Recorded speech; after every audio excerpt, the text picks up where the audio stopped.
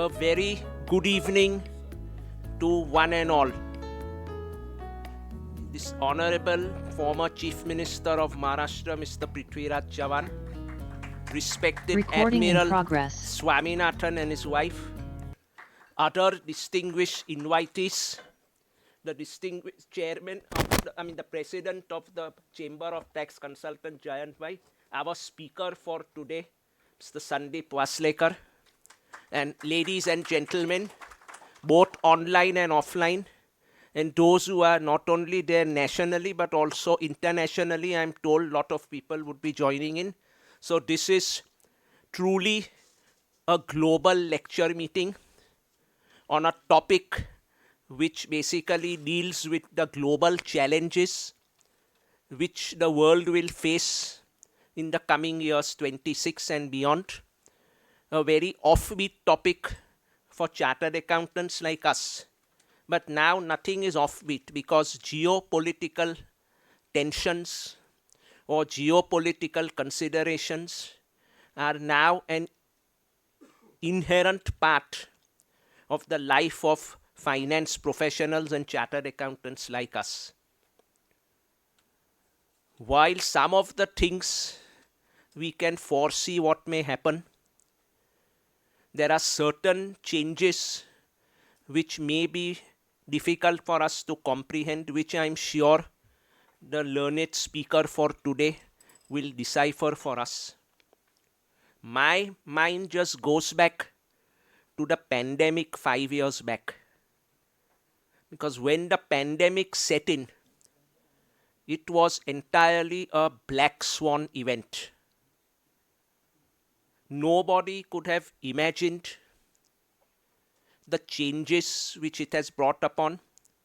It has facilitated, though it has been damaging to many people, but at the same time it has also been beneficial to a lot of people in the technology sector and all. And it is because of this technology and it is courtesy the pandemic that we are now having online meetings which are a rule and physical meetings are an exception.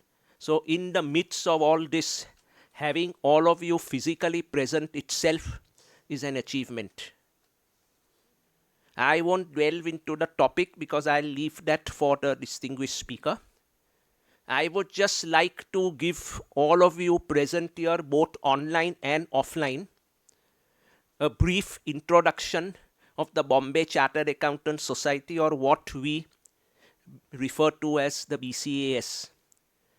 The BCAS is India's largest and oldest autonomous voluntary body of chartered accountants, founded in 1949, which is the same year in which our Institute of Chartered Accountants of India was founded, and only 6 days younger to the ICAI.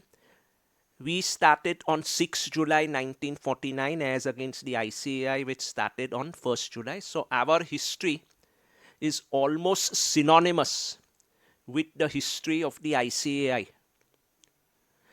See, this organization started like what I fondly refer to as the Wednesday Club.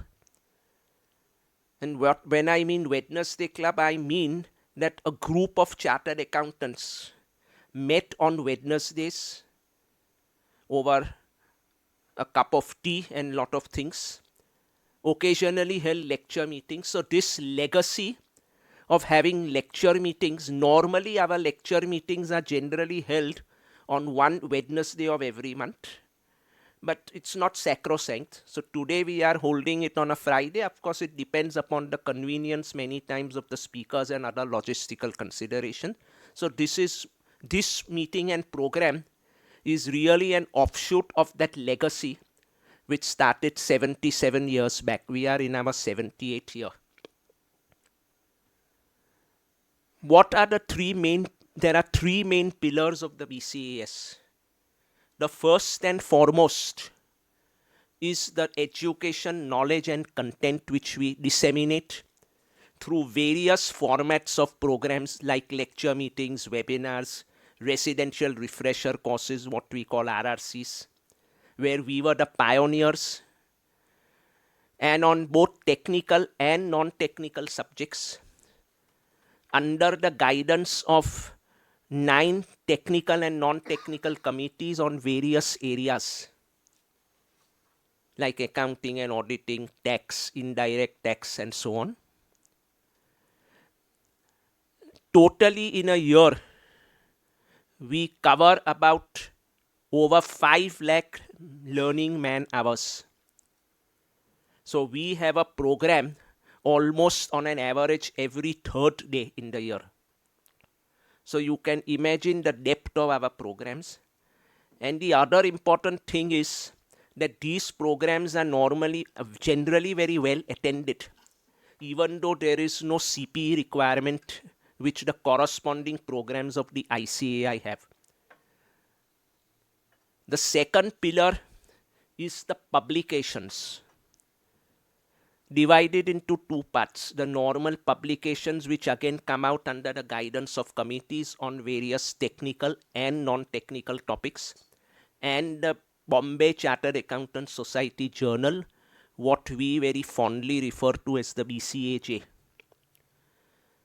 Now that is a journal which is not only sought after by the members, but it is also referred to by people from other professions like company secretaries, lawyers, and even government officials also refer to it, sometimes more than what maybe our members do. And that has a 60-year-old legacy, really, the BCAJ. And the third and the more recent pillar is the advocacy and representations which we do. Not only do we make representations on the annual budget, but on various other legislative amendments which happen, both on a proactive and on a reactive basis. Many times when we get a feeling that some laws need to be amended, we make representations. Or many times the laws, when they come out and they are in their period where for discussion and open for discussion, we generally make representations. And many times, looking at the hardships of what our various stakeholders face, we also make representations. In fact, today also we have just finalized one representation on a GST related matter, which has just gone about 1 hour back to the relevant authorities. So that is an advocacy and research. We have recently started undertaking research activities in collaboration with a lot of like-minded institutions like the IIM, NISM, and so on. And the purpose of coming out with these research papers is that we can socialize them to the people who matter and help shape policy decisions. So that is a third role.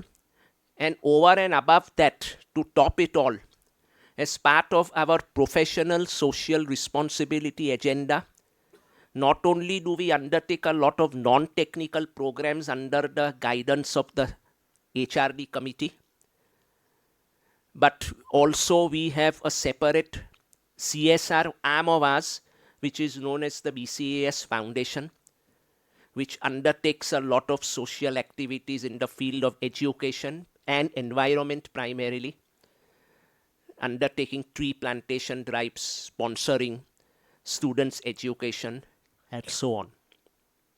Our membership is spread across the length and breadth of India, or what I call Bharat.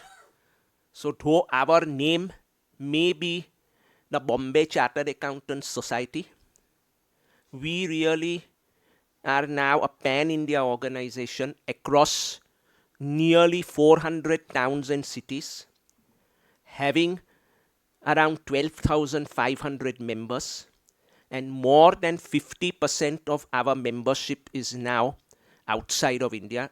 Little over 6,500 members are outside India. So we are now truly across Bharat. Though the name is Bombay, but we are across Bharat. So, and our membership is open only to chartered accountants. There is still enough scope for people who are chartered accountants and still not members to become members of this organization, because you are otherwise missing something in your professional journey. And the other unique feature of this organization, apart from it being autonomous, and the reason that it is autonomous and voluntary, it is entirely voluntary. All of us office bearers and the other committee chairpersons and all of them serve purely and entirely in a voluntary capacity. It is for the love of the profession. So it is each of us individually also playing our role as part of the professional social responsibility. So ladies and gentlemen, those of you who are members of the ICAI, qualified chartered accountants, but who are not members, we are here waiting to welcome you all with open arms into this august organization. My best wishes for today's lecture. My best wishes to all of you for the coming festive season of Christmas and New Year. May God bless you all, and may God bless our beloved Bombay Chartered Accountants Society and the Chamber of Tax Consultants with whom we have jointly organized this program. I would now request the President of the Chamber of Tax Consultants, Mr. Jayant Gokhale, to please say a few words. Thank you, ladies and gentlemen. Thank you. Honorable Shri Prithviraj Chauhan ji, Admiral Swaminathan ji, respected Shri Kumar Ketkar, our respected speaker Mr. Waslekar, my co-president Zubin, office bearer Mandar Tilang. Zubin rightly said that he has requested me to say a few words, and I'll do precisely that. So I'll simply say I'm here to otherwise introduce the Chamber of Tax Consultants which I represent. Very briefly I'll say, but we are an organization, BCAS is of chartered accountants, we are a body of chartered accountants, advocates and so on. We are celebrating our 100th year, and the beauty of it is that everything that Zubin says you can take as applicable, comma, full stop, everything, except I think we are not into planting of trees. Other than that, I think we have virtually replicated each other, and the beauty of it is that we still manage to retain a very highly friendly, though competitive relationship, which is apparent from the fact that we are here as co-organizers, because we believe that professionals should not be competing but should be working together. I will not say more about the chamber except to say two things. One, that we are celebrating our centenary year, which is a matter of pride and prestige for us. We are having a very major Shatabdi Summit scheduled for the 30th and 31st of January. People here, people outside, which is open to members, non-members. A lot of academic thought and churning will be taking place. It will be at Sahara Star this year. And I wish that all of you participate, because it's a journey of learning. So I would invite every one of you to please enroll. I know the dignitaries here would not find it, in the sense, not fitting into their schedule perhaps, but you are also welcome. The subjects are primarily tax, compliance, SEBI and so on. So everyone is welcome. I will simply say this, having said that whatever about the chamber Zubin has said is otherwise applicable absolutely to us. I can only say a couple of words about the subject and then desist from saying further, is that I belong to an era, and some of the people here will recall that once upon a time the song Ke Sara Sara was very popular, whatever will be will be. But I think we are living in an age where that simply cannot be done, and we need to be forward looking and need to prepare ourselves for future shock. And that is precisely what I think our learned speaker will be doing. So with that, I will also, one of the things that I learned, that the greatest speeches are the ones that are most short. And with that, I thank you for listening to me here. Thank you very much. Thank you, Jayan sir. Very good evening to all of you. It's really an honor to introduce our today's speaker, although most of you are already know him very well. Mr. Sundeep Waslekar is a thought leader on global future. He has worked with 65 countries under the auspice of Strategic Foresight Group, an international think tank that he founded in 2002.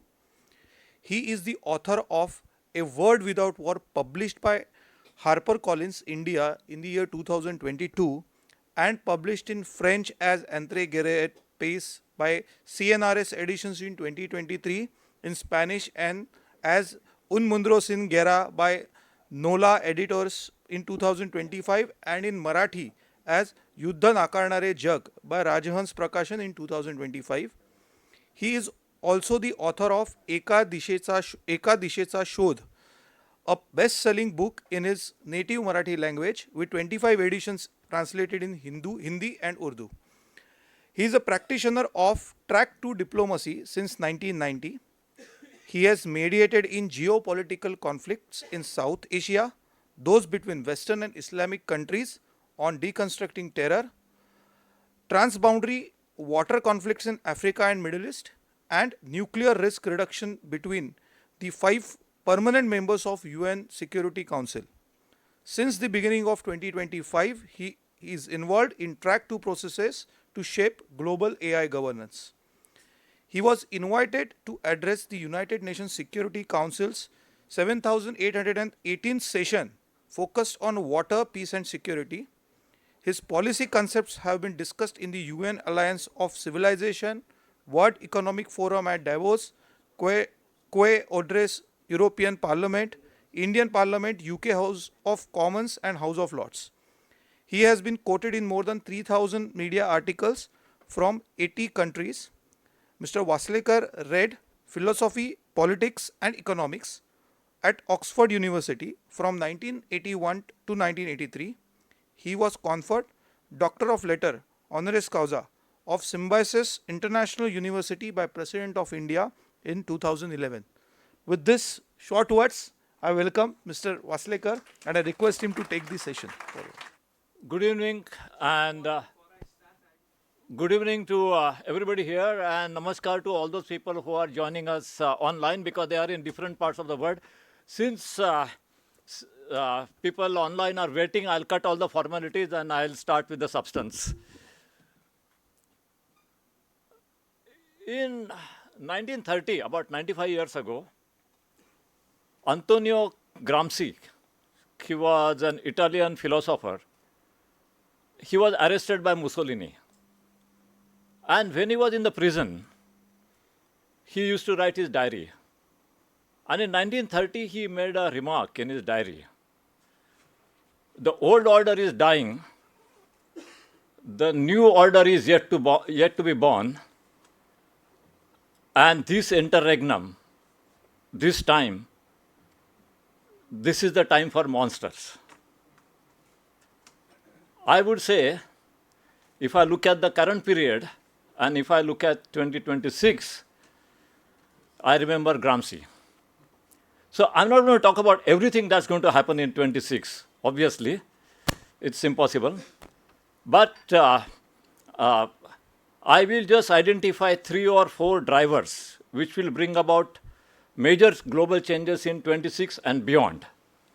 But I can summarize my entire lecture, which is yet to be given, in half sentence. That 2026, probably beginning on 19 December, which is a week from today, will be the time of monsters. Now, some people understand what I'm referring to. For others, I'll explain. So there are going to be a few major undercurrents in the next year. I will give you the headlines and then I will go to the substance. One, there is a high possibility that in 26 or 27, the Western societies will experience major rupture. The Western societies have been dominant for last 800 to 1,000 years. There have been times when there have been ruptures in the West. There was a time in 1789 when the French Revolution took place. 1914 when the First World War happened, 1939 when the Second World War happened, we are approaching the next big rupture in the West. And a rupture in the West would mean possibilities and opportunities and threats, both, for other countries like China, India, Brazil, the countries outside the West, depending upon how they take advantage of this. And part of this rupture in the West will be major moral crisis in the West, and corruption and crime in the West. We are used to corruption here, but now I'll talk about how corruption is going to bring down the West. The second driver that, or undercurrent that I will refer to, is the risk of certain aspect of AI arms race, not just AI race, but AI arms race, which will take us close to a third world war. I think in 26, 27, 28, we will come very, very close to third world war. Now, there are two possibilities or two scenarios for the third world war to take place. One could be that it's a war that's engineered by leaders like the president of the US, whoever it is. I'm not talking about individuals at a given time, or the president of Russia, president of China, or the clash between them. If it is engineered by them, the war will start not anywhere on the earth. It will start in LEO, the lower Earth orbit, just outside.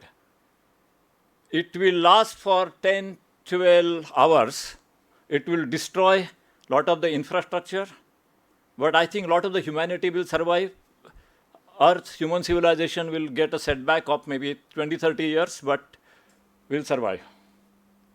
The second possibility, if it's a war started by AI, it will be over in 4 or 5 hours, and the entire human civilization will be wiped out. So all of us, you, me, our children, this building, all buildings on the earth, all of this in the next 2 years could get reduced to ashes. We could get reduced to skeletons and skulls. I'm not saying it will happen, but I don't rule it out. Now, if we come close to the Third World War, but we actually are lucky that we don't end up either in the first or the second scenario, and we survive, then the next thing that will happen will be a big philosophical conflict, a huge philosophical conflict for the model of governance of the world and for the kind of model of world peace. There will be some who will push for a Leviathan model, and there will be some who will push for other kinds of model. Now, Donald Trump, who looks crazy but is not, and the team around him are seeing that we possibly will escape the Third World War and we will go towards the philosophical conflict. And so Trump, what he is doing, he is positioning himself to be a victor by being the first mover in the philosophical conflict. So everything that Trump is doing now, it looks crazy, but everything that he is doing now is aimed at getting the supremacy in the philosophical conflict that will follow if we escape the Third World War. So therefore, first I will deal with how Trump thinks and how is he going to think next year. He is very systematic. I think the Indian media portrays him as somebody who wakes up in the morning and takes some decision. I would simply say Indian media doesn't know what's happening in Washington, D.C. So how does Trump decide a lot of the things, and how will he decide next year? There are three things that govern the mind of not just Trump, but all the people in Washington, D.C. who are ruling right now. The one is there is a huge, huge force in his inner circle. There are three inner circles here, but the most inner circle is the tech bros. Most of the tech bros around President Trump believe that United States is facing stagnation in science. And half of Trump's politics is about politics of science. And Trump, and he says that the team around Trump is mad. They think that the US is facing stagnation in science. On 26th April this year, I was in Shanghai, and the same day President Xi Jinping was addressing the Politburo of the Chinese Communist Party, and unfortunately got access to some of the things he said. And he said exactly the same thing to the Chinese Communist Party. But his meeting was only about AI, and he said that I'm not at all satisfied with China's progress in science. He said China's progress in technology is good, but the China's program in science of AI, science and technology are two different things. They're connected, but they're two different things. So I go to the US, and I see that people around Trump are really bothered about stagnation in science. I go to China, there people are worried about stagnation in science. I go to Europe, and they are worried. I come to India, and here everybody thinks we are going to become a superpower. And we are doing so well in science and technology that we are ahead of the whole world. And in few years from now, we are going to be the greatest. So Trump and his allies think that in the US that they are backward. Xi and his allies think that they are backward. But everybody, I go to Delhi, they say we are so great and we are advanced and we are just short of being superpower. But that's beside. That's not about my subject. The second thing that's shaping the world, shaping the US ruling establishment is the religion. It's very interesting that the same group which is calling for extremely advanced science and scientific progress is totally driven by fundamental or evangelical Christianity. And if you want to understand Trump and the MAGA movement, the MAGA movement which supports Trump, you have to read 2 chapters of Bible. All their politics is governed by the book of Genesis in the Old Testament and the book of Revelation in the New Testament. Book of Revelation, those who are reading Bibles, book of Revelation 16:16, book of Revelation 13, first epistle of John, second epistle of John. These 4 things you know, and you know Trump's politics. If you don't know these 4 things, you don't know America, you don't know what's happening. And I don't know how much Indian media is talking about these things, because I forgot to tell you, I don't read the newspaper, I don't read social media. So I don't know how much they are talking about this thing. But Trump's mind and the MAGA movement is governed by book of Revelation 16:16, book of Revelation 13, first epistle of John, second epistle of John. This is what it is. This is the core of American politics.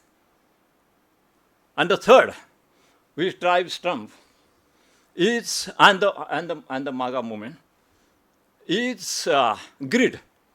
They want to own everything. Everything is a real estate. Everything is resources. Everything we want to own. So what you are seeing in the US and what you will see next year is a very strange combination of desire to go highly advanced in science and a desire to pursue Bible's book of Revelation 16:16, which is really leading to the end of the world, 16:16, those who don't know, and a desire to own everything. And these are the 3 factors which govern the thinking in Washington, D.C. So if you want to know what he's going to do, it's like the combination of these 3. Now, 2 days ago, I came to know, but it was launched 24th of November, a project by Donald Trump, by President Trump, called Genesis. So Genesis comes from the book of Genesis in the Old Testament. But this Genesis is the most advanced scientific project in the history of the world. So for the Americans, this is the 3rd most significant project or initiative in the last 100 years. The first was Manhattan Project, which led to the creation of the atomic weapon, the nuclear test. Remember the Oppenheimer movie, if you have seen? So that was all about Manhattan Project. The second was Apollo. Those of you who are my age or little younger would remember the Apollo, the whole excitement. And the third is the Genesis mission. The Genesis mission is what is going to be most significant in 2026 and 2027. So Genesis is the most advanced AI. Is the most advanced AI. So now when the Americans and the Chinese, they are looking at AI, what they are looking at is totally different from what you are looking at. Even what I am looking at, I'm involved in the politics of AI. So I can tell you, I'm a small player, but even for me, who is a small player, I don't consider ChatGPT, Grok, what is that called, whatever else, Claude, as AI at all. I don't look at it as AI. I don't think it's anything significant. I don't bother. I use ChatGPT, but I don't think it's anything. It's a little plaything. That's it. So AI for the Americans and Chinese is the AI that will lead to scientific discovery. And that's the AI that they are focused on. And that's what Genesis project is focused on. So their whole purpose is to discover new scientific concepts. So they want to, first their focus is on biology and chemistry. So they want to come out with new concepts of biology, new theories of biology and new theories of chemistry. Not just new concepts, but new theories. And new theories. And once they succeed in that, then their next ambition will be the new theories of physics. And so the ambition of the Americans and the Chinese is to control how biology will evolve, how chemistry will evolve, and how physics will evolve. And if they can manage to get that control, for the next 100 to 150 years, they will control all of science and technology, or most of it, not all. So that's where they are going. And the competition between the Americans and the Chinese is about controlling the new theories of science. It's not about, selling ChatGPT to 500 million people in India or 500 million people in Latin America. That's all irrelevant. It's really about controlling the science, the new rules, the new theories. And in between all this, there are some other players. 6 months ago, a Korean company came up called Astromorph. This is the biggest thing that happened outside of US and China in the technology in this year. So Astromorph is able to create new concepts in science, mostly in biology and chemistry. So if you can create new concepts in biology and chemistry, it means you will be able to discover new material which doesn't exist on the earth. You'll be able to create new material which doesn't exist on the earth. Now, you will be able to have new medicines which don't exist on the earth. You will be able to have things that you can't imagine, that don't exist. And this can then help to solve problems like Alzheimer's, cancer, whatever else. So that is the ambition. They will help in the drug discovery. Now, so US, China, and maybe Korea, this Astromorph. Now, Astromorph, the boss of the Astromorph is 22-year-old boy. And the average age of people working in Astromorph is 19. So Astromorph is developed. It was, and they came up with a Spacer 1, that's the model, in a matter of 6 months with only $5 million. So we are focused on just taking the American technology and developing software applications and applying them. And we take pride that, we are going to become the application capital of the world, the user case capital of the world. And this is not the fault of the government or any politician. This is pushed by the IT industry. The IT industry in last 3 years in India has done more damage to the Indian AI than anything else. If India doesn't go ahead in AI, and if China, US, Korea capture the whole of AI developments and the science and technology in the future, the blame will go to IT industry in Bangalore and Chennai and Hyderabad. They are focused on just application, just become America's servant, just become, what do you call the plantation workers. That's what they want. And so the American and Chinese competition is about this. Now, this may solve a lot of problems, but this can also lead to crisis, technological crisis. Now, before you go that, there is another problem that is there, and that is economy. Next year, in a normal course, you would have 3% growth rate for the world economy. 6% for India, China, maybe 1% for Europe, 1% for Canada, 1.5% for US. These will be the rough growth rates. But this is the normal. But we are living in the time of monsters. In the time of monsters, nothing is normal. You don't know what will happen.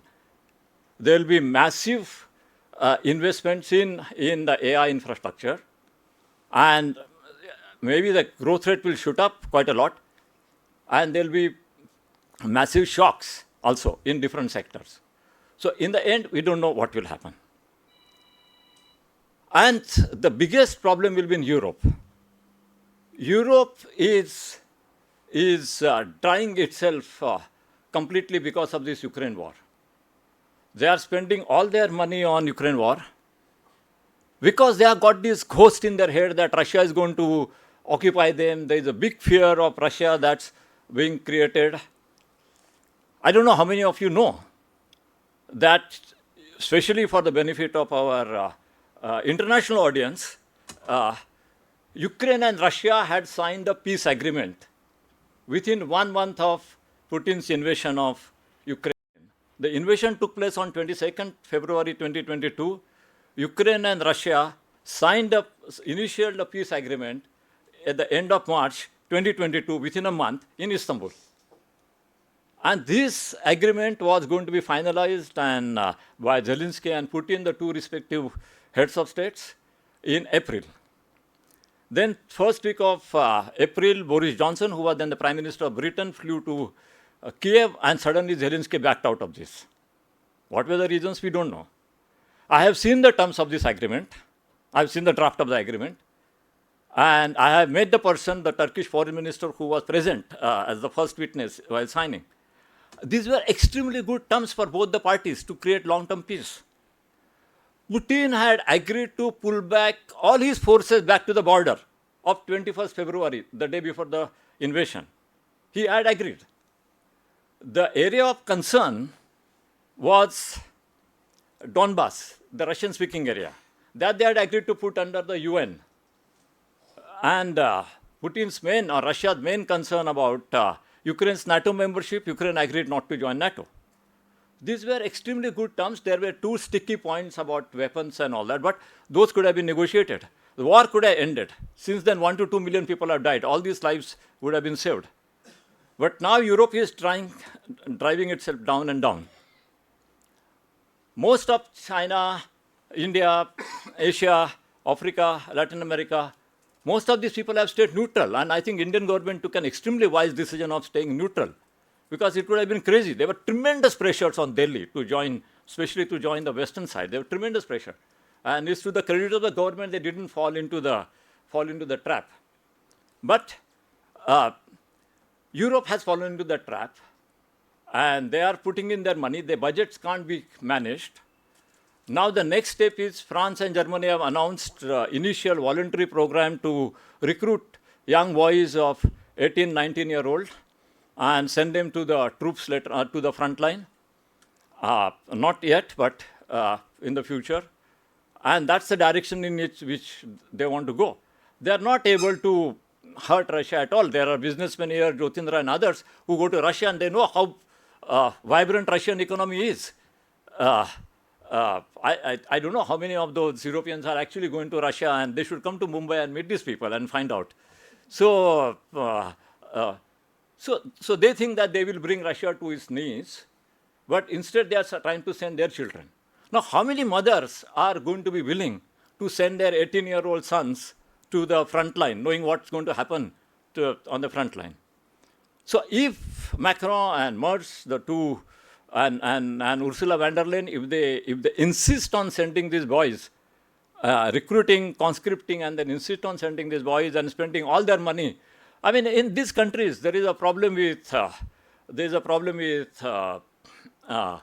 hospitals. There are not much money in hospitals. There is a problem with farmers. They are not getting payments. The problem is schools. Instead of investing in schools, hospitals, farmers, they are putting all that money in arming Ukraine, and now they want to send people. This goes for too long. There are going to be repercussions. Already some European countries like Hungary, Czech, Slovakia, Czech just happened yesterday, Netherlands happened last month, they are moving away from this madness. Spain is not going to join this madness. Even Melanie of Italy, she won't. She will give moral support, but not send her boys. So this is crazy. If this goes for too long, and if Zelensky doesn't agree to some kind of a deal, I don't know what kind, but some kind of a deal very soon, a lot of things are going to come out in the open. Some have already come out in the open, and you would have known them. Zelensky's business partner for life, Mindich, has been caught of stealing huge money from the war, for the war aid that they get from the Western countries. And he has fled the country. Zelensky's chief of staff, Yermak, his house was raided, not by ED. Some of you are a little bit acquainted with what ED does, but the Ukrainian authorities in Kiev. And they found a lot of things. Some they have made it open, some there are rumors about what there could be. And if it is found that, and Zelensky's members of parliament are under investigation, his ministers are under investigation. So you have a regime where the chief of staff has been proved to be stealing money, the best friend and business partner of the president has fled for corruption, members of parliament of the ruling party and ministers are under investigation for financial embezzlement. The president is not yet touched.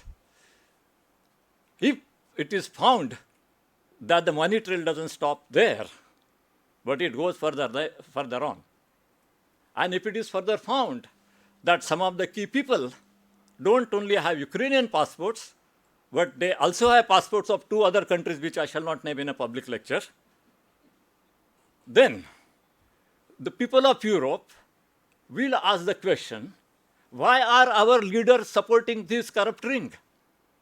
What is it in there for them? Why are they supporting this corrupt ring, which is known? I'm talking about the known part.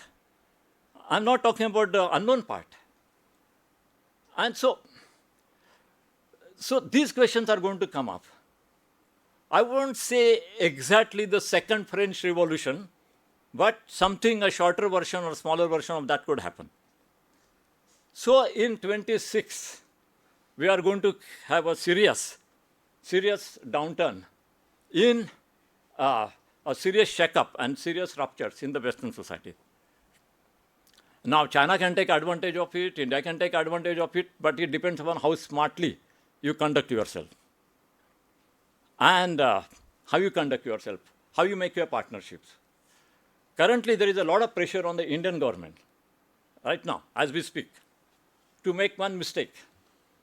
And if that mistake is done in the next 4 weeks, or 5 weeks, or 8 weeks, we will get into very difficult situation. We already have a problem with Trump, we'll get into more serious problem with Trump.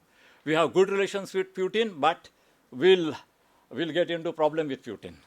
And that pressure, I don't know where it's coming from, you can guess, even including some of the parts of the Indian media is putting this pressure, is that India should invite Zelensky with great honor.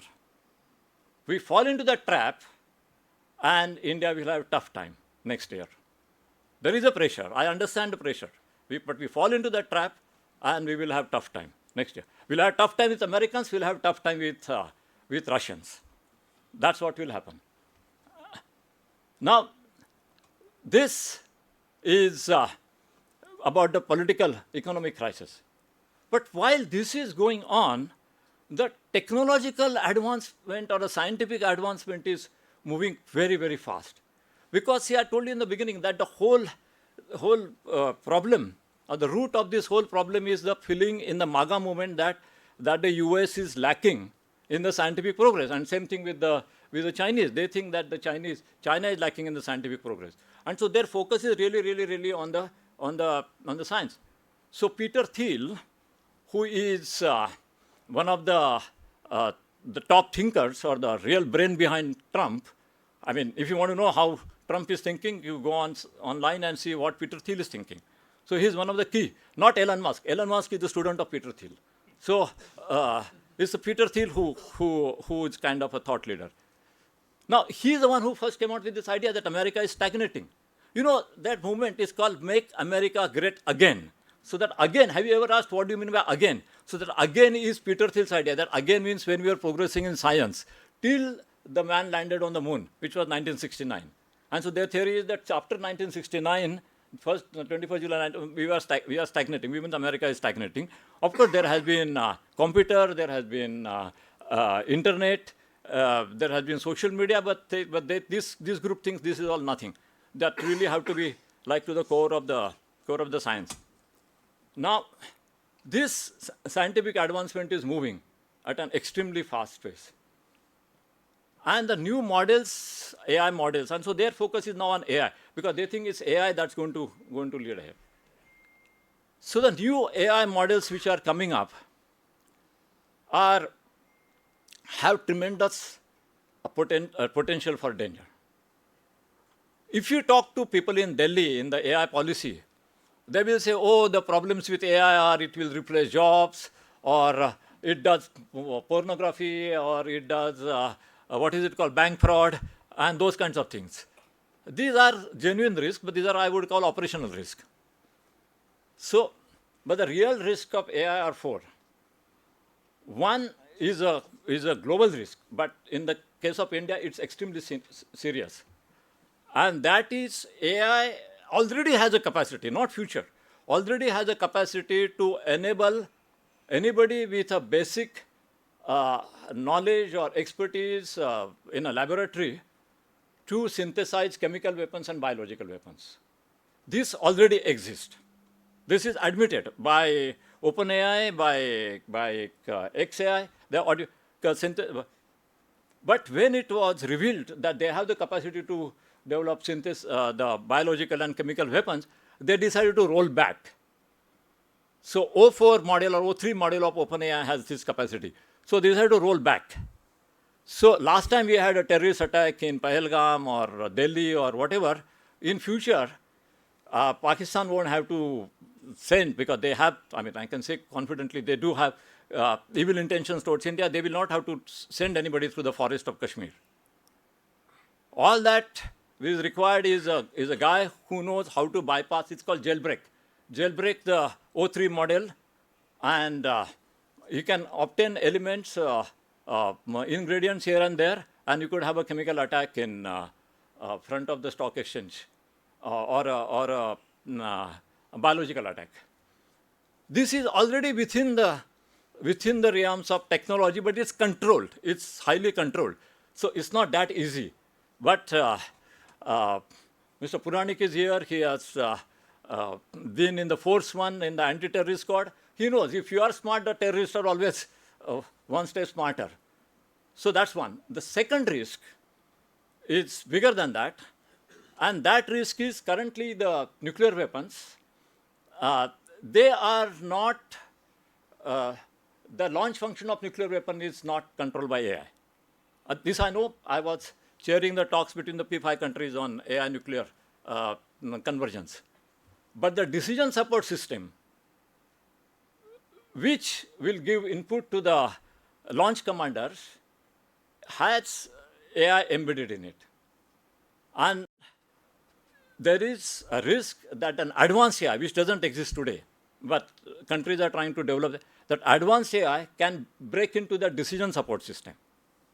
And then you could have the air gapping between the decision support system and the launch functions reduced, minimized, or disappear, and you have a risk of a nuclear war. It could happen in 5 years, not 26 or 27.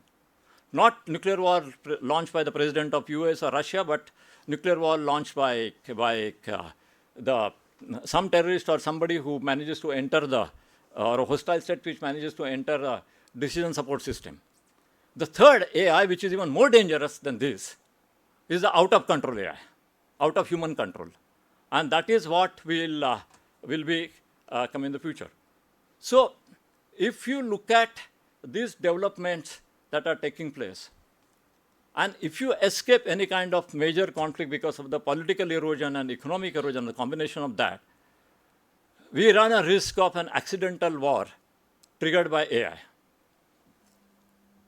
Now, if we escape that also, then there will be a question. But only when it's clear we have escaped all this. Because, as Gramsci said, that the old order is dying and the new order is yet to be born. And now we are in the time of monsters. So it will take some time before the new order starts being born. Then there will be fight about how the new order should be. Now, for the new order to begin, you have already a lot of things are broken down.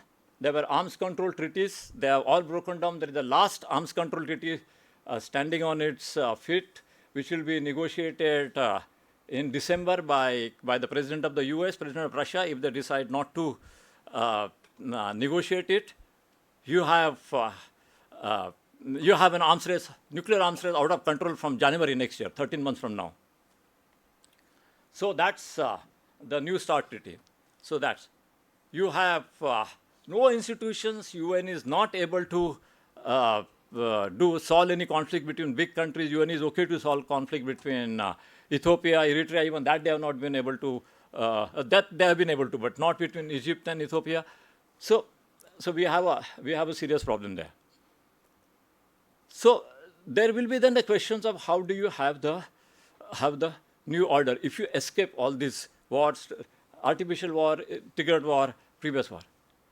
And then there has been a model which was initially proposed by Dante. You know that Dante, poet, Italian poet in the 13th century, which then Einstein proposed, he realized his mistake and he withdrew. And it's the problem, it's the model that is called Leviathan, which means one man will dictate how the word, or one regime will dictate how the world peace should be established, on what terms he will shape the world peace. This will be challenged by others. But what US president is doing right now is foreseeing that this could happen. He's trying to take the first mover advantage.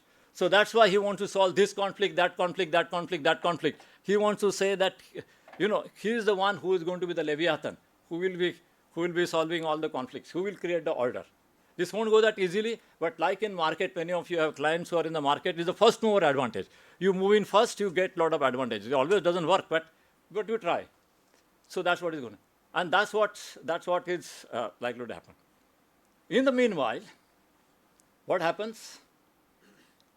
Mark Zuckerberg, Peter Thiel, whom I mentioned just now, this guy who is founder of LinkedIn, I forget his name,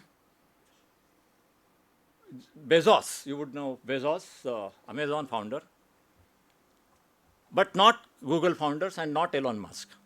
What's common between all these people? You would say they are billionaires, they are tech bros, but there's something else that's common between them. But not Musk, all these other people, and not Google founders. Each one of them has built huge bunkers. Each one of them. Mark Zuckerberg has built massive bunker in Hawaii. Peter Thiel has built a bunker in New Zealand. This LinkedIn founder has built. They are all busy building bunkers because they think that a serious war triggered by the nuclear weapons or by AI is possible. So they are all busy building bunkers, but it's not going to save them. If there is a real global war, it's not going to save them. But that's their mentality right now. But there are a lot of other people who are thinking that maybe there is another way. And so there are lots of civil society movement, there are a lot of nations. They are trying to see if there can be a way out. And I will conclude on that hopeful note of where the world is in terms of the good guys, the bad guys, or the violent guys, and the death. And out of 192 countries in the world, 22 countries don't have any kind of weapons, or armies, or armed forces. 122 countries have said they will not have nuclear weapons. And 152 countries have defense expenditure of less than $2 billion. So the $3 trillion defense expenditure of the world is only done by 40 countries. And it's not that each one of those 40 countries wants a war. So there are some constituencies within them. So the majority of the world wants peace. Majority of the world wants to live in prosperity. They want to live with love. They want to live with, their children. They want to live with their friends. They want to have holidays. That's what majority of the world want. There is only a small part of the world which is driving us to what Bertrand Russell called universal death. And the challenge will be for this majority of the world who realize that they don't want this universal death, who don't want to die, to rise up and to countercheck these people who are heading the war. Whether they succeed or not, that's what will decide how 2026, 2027 will be shaped. Thank you.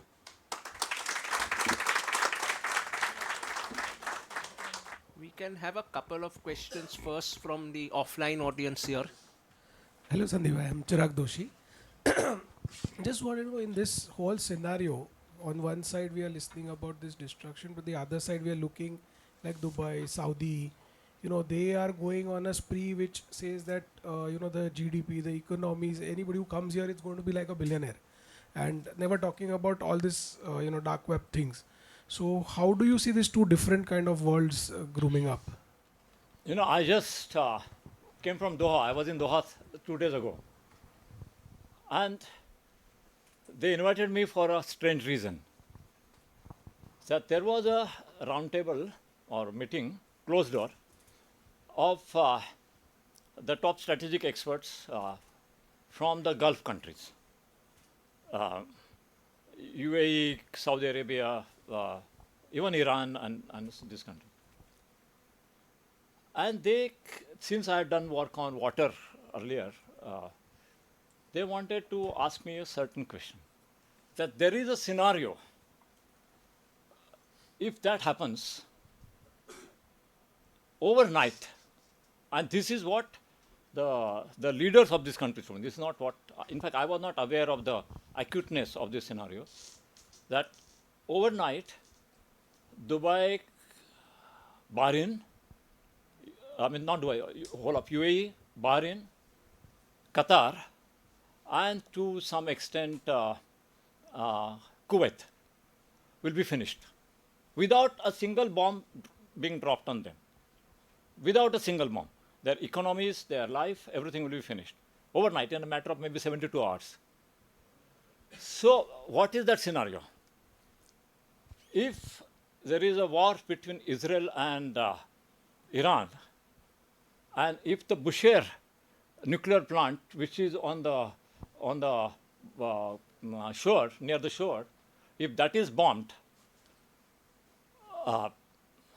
the bombing will be in Iran, but the water will be contaminated. And all these countries depend close to 70 to 100% on desalination water. So the water they use for desalination from this region, that will be contaminated, and they won't have water. So they called me to discuss how to solve this problem. Now, I'm not going to get into details of what I told them, but this is very much on their mind. So these countries, they are attracting huge investments, no doubt, but they are also vulnerable for these kinds of situations. And you never know. I mean, maybe Israel and US will never attack Bushehr. How do I know? But if they attack, and if Bushehr explodes, then you have contamination of the entire water. They have very little alternative. They have some solutions if they prepare from now in the long run. But if that long run is 10 years, but if anything happens before 10 years, they don't have much solution. But the growth they are doing, especially in these three countries, UAE, Qatar, and Saudi also, it's strongly in partnership with the big tech in the US, the current growth. And they are getting billions and billions of dollars of investments in AI particularly, in building the data centers, in building clouds, in building infrastructure. And so I think there will be a big boom in these countries in the next few years. The UAE's dream is to attract Silicon Valley companies to UAE. So that is the dream they have. So there will be a big boom, but there will be a lot of issues. Incidentally, the American companies last month also decided to invest, AI companies or tech companies decided to invest huge amount of money in India. I think about $50 billion just between Microsoft and Amazon and just two, three companies. It's just massive. But in Indian case, it's a bit of a trap. We'll have to think how to handle this. I won't go into those details now, but basically this is what is likely to drive. They have become quite a bit visionaries. They are trying to diversify, and this will be one of the centers of growth. I think India has a good prospect of becoming a center of growth, depending upon how you handle it. That is the and how you position yourself in the world. What's your vision in the world? So that is it will depend on, and it will depend on that. If there is a clarity of vision, then that will be possible. I think some of the other parts of the world, Latin America, Africa, will come up. But if the world is blown up, then it doesn't matter whether you are in South Africa or in New Zealand. Yeah, sir. Sir, many thanks for a very illuminating session. A lot of these concepts have not even been heard of, rather very much less discussed in the local media. Sir, it's actually two questions in one. First question, sir, what are the sources of such outlier knowledge, sources where, as chartered accountants or as even anybody who is a thinker can refer to or can look at, because a lot of these local media, as you correctly told, that, what is news tomorrow is already, tomorrow's newspapers are already obsolete by the time they, come home. So what are those sources which you can recommend that we can all look at? Secondly, considering a scenario where the world does not blow up, a very pertinent query which comes up again and again is that the future, what it holds for not just us professionals or even people in general, but even for the next generation. If everything is going to be taken up by the AI, is there a viable future for the next generation, or we are looking at a universal basic income and everybody being satisfied with that? Thank you, sir. A few years ago, I was in New York on a visit. And Shashi Tharoor used to work in the UN at that time. So there was a dinner organized by somebody, and it was some -5 floor in a club. So we went there, and I was there, and Shashi came in just as the dinner was about to start with a woman. I'm trying to find adjective, but then there are so many women here, so I'll constrain myself. So, with a charming woman, let's say. Yeah, I think that's acceptable to most people. So he came with a charming woman, and then they sat, just happened to sit next to me. And then Shashi introduced me to her, and he said, "This is Sundeep, my friend from India, etc." So I said, Shashi, after 2 minutes, I said, Shashi, you introduced me to her. You didn't introduce her to me. So there were people around, and everybody started, they raised their eyebrows. So she felt embarrassed, and she said, "Oh, he must not be watching CNN." So the guy next to me, sitting next to me, said, she was the most prominent anchor on CNN. So I said, no, I don't watch CNN. So she said, "Oh, so you watch BBC?" I said, "No, I don't watch BBC also." So she said, "Oh, then how do you get your news? On internet?" I said, "No, I don't go on internet also." So she said, "Now how do you get your news? You don't watch TV, you don't not on the internet?" So I had a phone with me. I said, "Truth is, if there's anything worthwhile, the relevant person calls me. If I haven't got a call, why should I bother about what's happening? I enjoy my life." So most of what I shared with you is mostly what I get on the phone from the relevant persons. I don't read. I see the headlines and newspapers. I don't see TV. I'm not on any WhatsApp group. I don't see social media. Only one, LinkedIn. I visit LinkedIn, but that's it. But that doesn't answer your question, because you are not going to get Trump's advisor to speak to you on the phone. But if you are serious, there are specific journals you can visit, and they will give you insights. Forget the newspapers. Like Foreign Affairs Journal, Foreign Affairs, the journal coming out of New York. It will give you an idea how American establishment is thinking. Just as an example. You want to know how BJP is thinking, there are certain newspapers, certain websites which are associated with the BJP. You want to know how Congress is thinking, there are certain websites which are associated with the Congress. And same thing with the Chinese. Chinese is known, Global Times, it's a outfit of the Chinese government. So you can see certain specialized newspaper. The second thing about what does the future hold for the next generation? First of all, the next generation, they have to look into the future. What's useful 5 years ago is not anymore useful or relevant, and what's useful today may not be relevant. Today, everybody is talking about AI.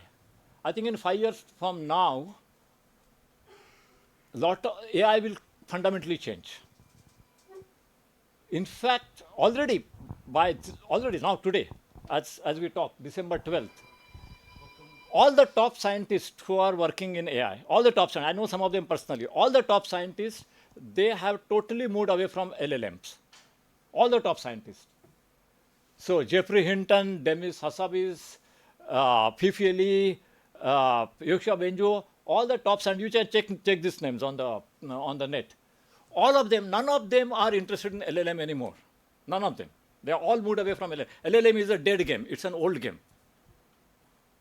When I'm doing my research on AI, I don't look at LLMs at all.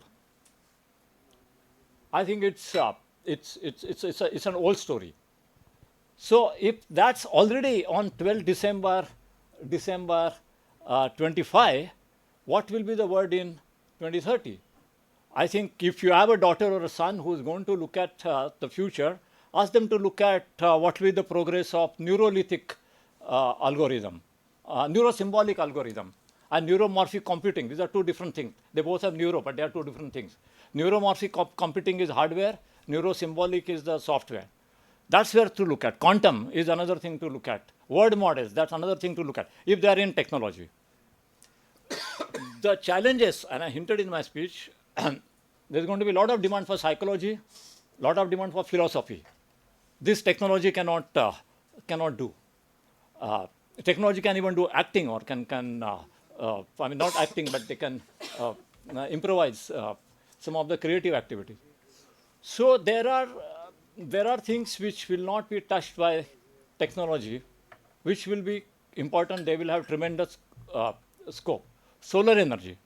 Now there are some things which may happen in the next 3-4 years, which will change the entire world as we know it. One is that huge effort. I talked a lot about AI, but I made a mistake.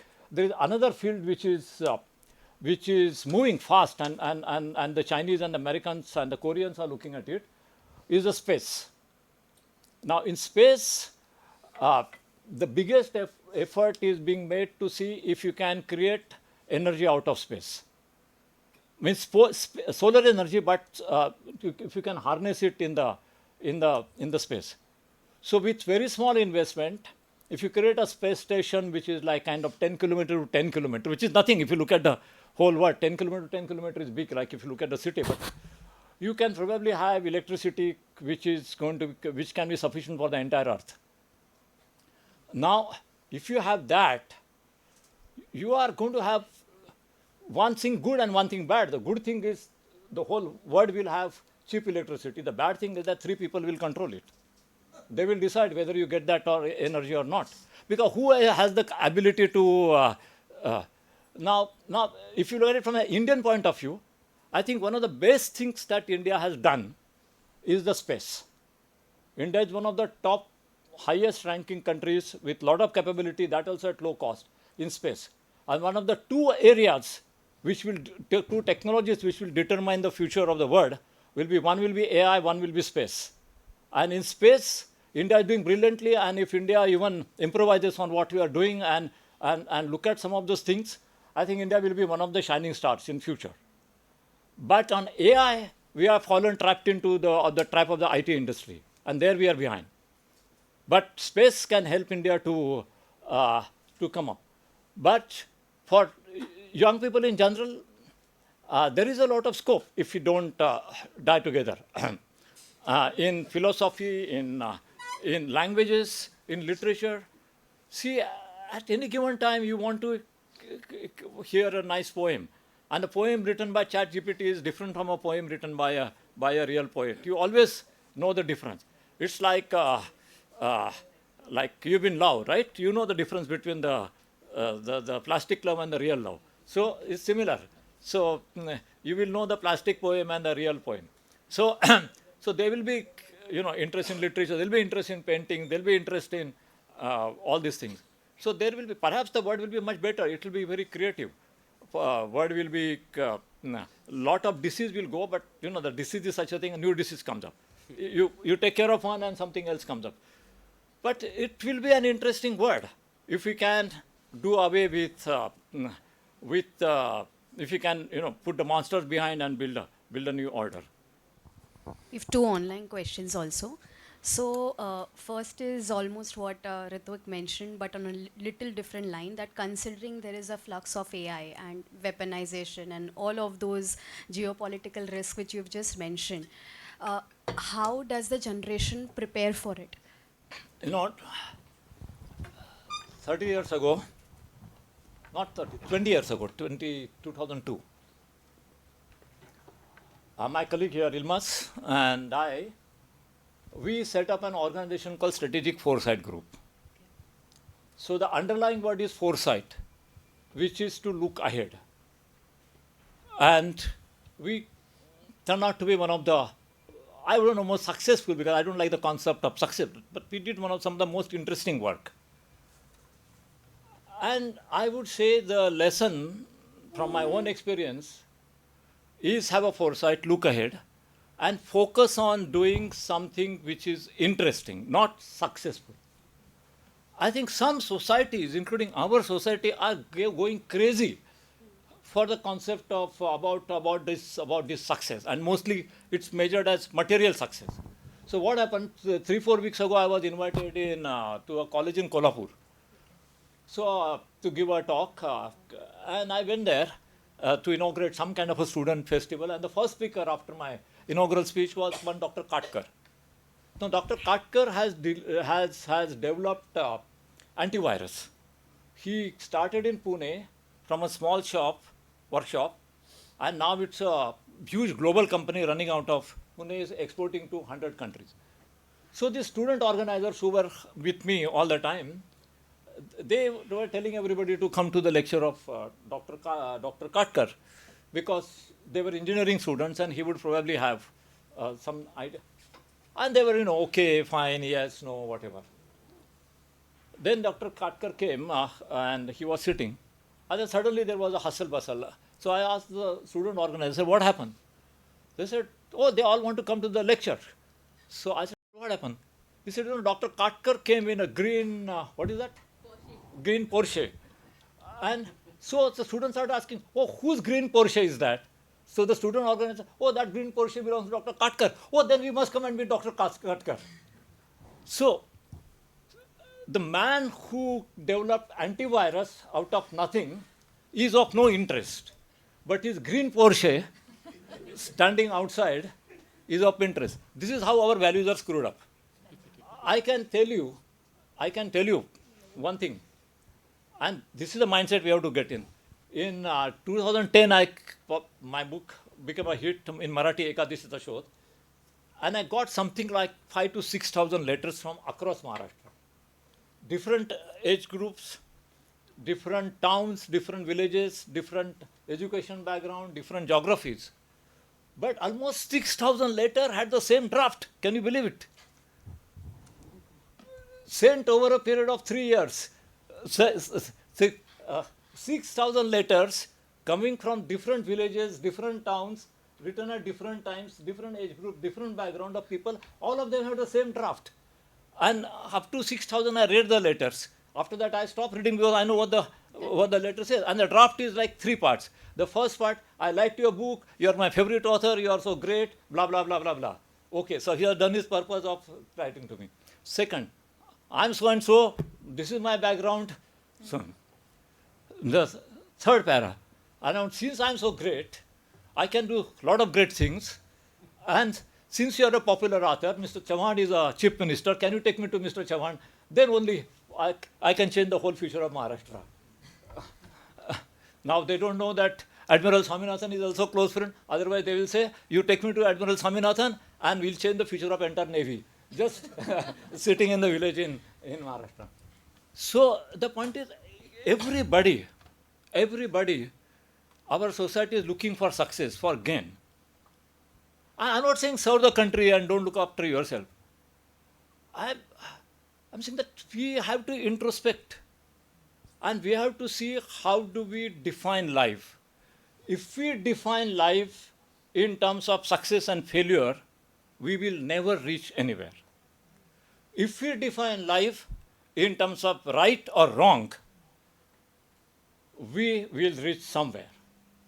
So if you want to tell something to the younger people, tell them stop thinking in terms of success or failure. Start thinking in terms of right or wrong. Not right told by Buddha or Christ or anybody else, right decided by your inner voice. And wrong decided by your inner voice. People often ask me, we set up in 2002, we have worked with the prime ministers or presidents of 65 countries. So they ask how it is possible. Well, first of all these prime ministers and presidents, they trusted us for one reason, because they all know I don't read newspapers and television. So they said, okay, I can speak truth, not manipulated by the media. But that's under. But I followed a simple Indian philosophy. And that means my team, everybody. And that is Nishkam Karma Yoga. It's a very important philosophy, Nishkam Karma Yoga. It's not to be said in the political rallies. It's to be practiced in your life. We never thought what we would get out of it. Never. And we have researchers, all young people. One of them is sitting here. They're all done brilliantly well. She is the managing director and CEO of a large corporation. One girl, she was assistant to research analyst to my CEO here. She became a foreign minister, not of India, of another country. So imagine she works in our office for 2 years, and she goes to another country and becomes the foreign minister for 5 years. And our foreign minister, Jaishankar, goes there to meet her. So everything is possible. You have to decide whether you want to be the one who runs after the minister, or you want to be the one after whom the minister runs, not for any material purpose, but for wisdom, your knowledge, your insight.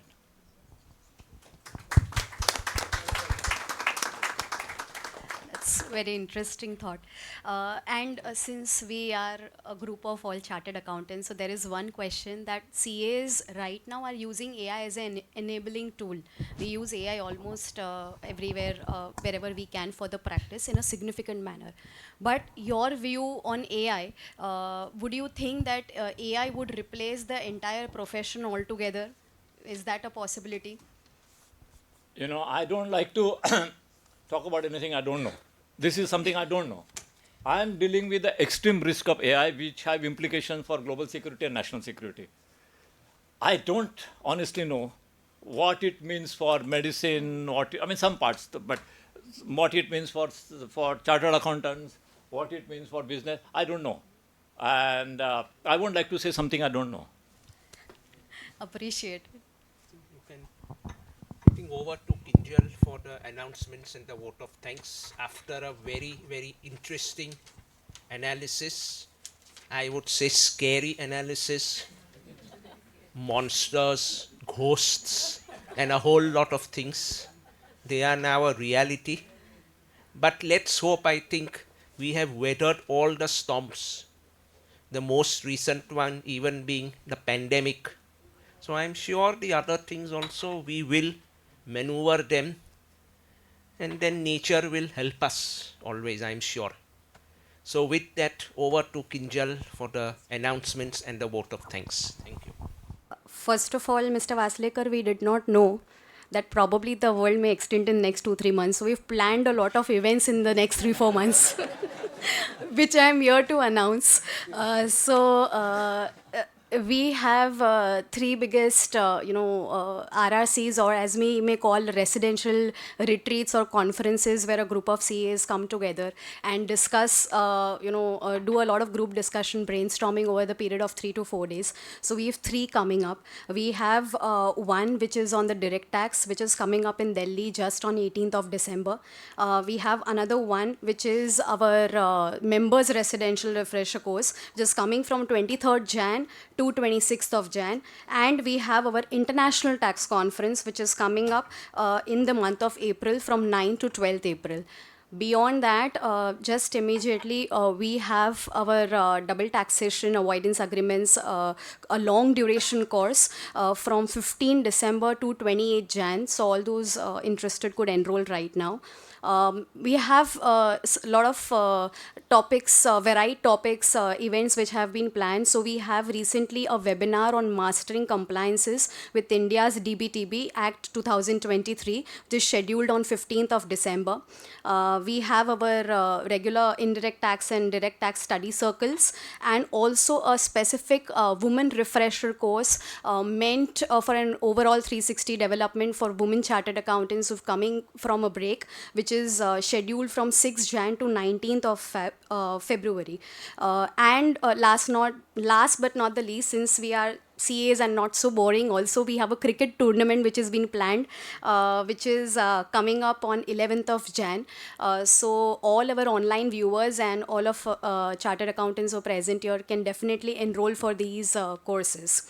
And now coming to the task which I have been assigned to. So on behalf of Bombay Chartered Accountants Society, on behalf of Chambers of Tax Consultants, all the dignitaries and the people present here, and our online attendees, I think I echo the thought of everyone around that today's session was nothing but an enlightening talk. We present our heartfelt gratitude and thank you. And I request all of you to express that with a vote of round applause. So, sir, you vividly outlined the risk of Third World War, and as you may so famously call it, as a time of monsters, warning of a potential, probably a lower Earth war, or even a AI glitched war, and a lot of existential threats, which we all may face, not only in India but worldwide. So you have probably painted a stark picture that this is the era of humanity's most dangerous decade. So I think it's good to be prepared rather than being ignorant. So we are thankful for probably opening our eyes to this kind of reality. However, we took a little silver lining also from your session, beyond the harm, tragedy, ghost, and whatever reality which was put up, which was quite serious. We still took a silver lining to see that emphasizing world partnerships is going to be a key changer. We hope that India could globally make great partnerships which will determine the fate of our economy. And while AI, yes, is definitely an enabler for a world war or even for a biological war, but as he also mentioned, that it is also having a lot of capacity to cure remedies and a lot of fruitful actions. So we do believe that while we do have threat, we also do have opportunities along. Thank you, Mr. Waslekar, for blending stark foresight with pragmatic hope. Your words have equipped us to shape a safer and an enlightening future. And we all will probably take in our minds some very new thought process to begin our 2026. So yes, thank you so much.